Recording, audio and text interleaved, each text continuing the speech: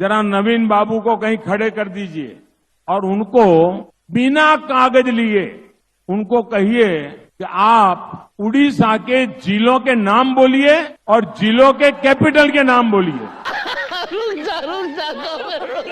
तो भैया सुना, नाले से गैस बनाने और हेलीकॉप्टर को बाई रोड चलाने की अपार सफलता के बाद पेश है जिलों का कैपिटल, यानी कि जिलों की राजधानियों के नाम। मतलब आजकल क्या बोल रहे हैं विश्वगुरु को खुद नहीं पता।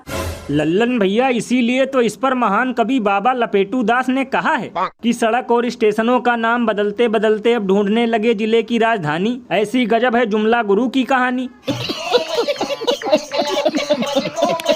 और लल्लन भैया, आजकल विश्वगुरु 18-18 घंटे नहीं बल्कि 24-24 घंटे काम कर रहे हैं, तो जाहिर है कुछ ना कुछ नई खोज तो करेंगे ही।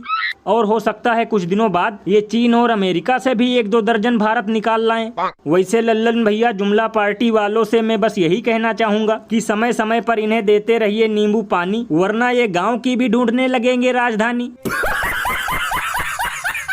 थोड़ी मर्यादा रखिए। ये बिल्कुल सही कहा आपने, क्योंकि आजकल का भाषण सुनकर तो यही लगता है कि वो दिन दूर नहीं जब फिल्मों की तरह डंकापति के भाषण से पहले सूचना दी जाएगी कि इसका वास्तविकता से कोई संबंध नहीं है और ये भाषण सिर्फ आपके मनोरंजन के लिए है, क्योंकि पूरा चुनाव चुटकुले सुनते सुनते बीत गया और बाकी मुद्दे गायब हो गए, ऐसे जैसे उधार लेकर लोग गायब हो जाते हैं पैसे।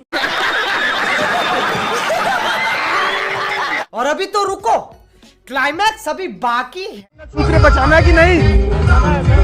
किससे बचाना है? क्या बोला तूने? किससे बचाना है?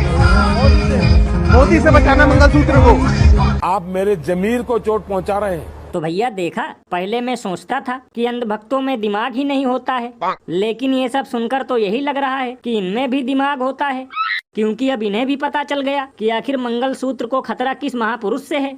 लेकिन लल्लन भैया, मुझे तो लगता है कि इन्होंने रैली में लिया है देसी पौवा गटक, इसीलिए दिमाग ससुरा गया है भटक। वैसे लल्लन भैया, ये भी हो सकता है कि अब की बार बीजेपी वालों ने गलगोटिया यूनिवर्सिटी के बाहर चाय बेचने वालों को अपनी रैली में बुला लिया हो। शायद इसीलिए इन्हें ये तक पता नहीं कि आखिर कौन सा भाषण किस नेता ने दिया था।